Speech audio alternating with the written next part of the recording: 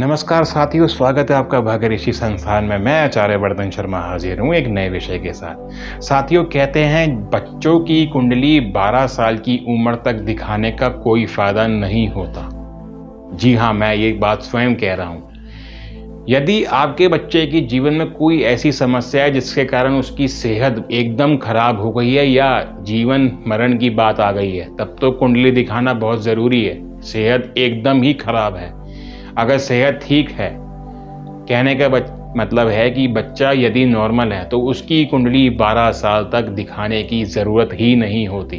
अब इसका मतलब क्या है? क्योंकि इसका मतलब यह है कि 12 साल तक बच्चे को संस्कार दिए जाते हैं। वह 12 साल की जो नींव होती है वो आपके बच्चे का आगे का जीवन या तो बना देती है या बिगाड़ देती है।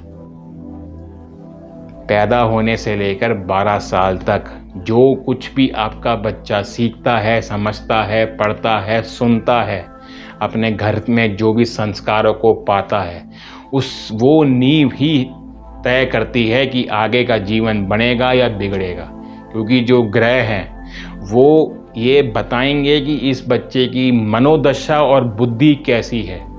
यदि बच्चे का बुद्ध देखना है कि बच्चे का बुद्ध अच्छा है या नहीं, जो उसको आप बता रहे हो वो समझ रहा है या नहीं समझ रहा, वो आपकी बात को मान रहा है या नहीं मान रहा, आपका कहना मान रहा है या नहीं मान रहा है, उसका बुद्ध वहीं से मालूम हो जाएगा।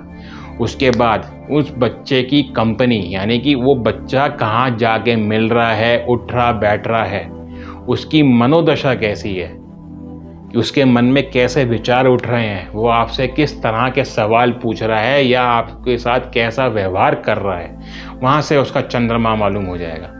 ये 2 ग्रह ऐसे हैं, अगर ये 2 ग्रह अच्छे हो गए तो वो जीवन को बना देंगे, वरना जीवन को भटकाने और बिगाड़ देने में ये 2 ग्रह बहुत काफ़ी हैं। तो इसलिए कहते हैं कि अपने बच्चे को संस्कार ज़रूर दीजिए और ये देखिए कि वो आपकी कही भी बात को मान रहा है या नहीं मान रहा है। कहीं उसके अंदर इग्नोर करने की भावना तो नहीं आ गई कि आपने कुछ बोला और उसने इग्नोर कर दिया।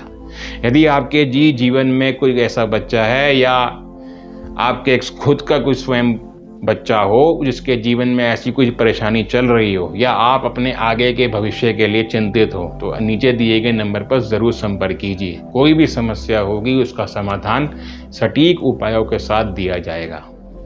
जय श्री महाकाल।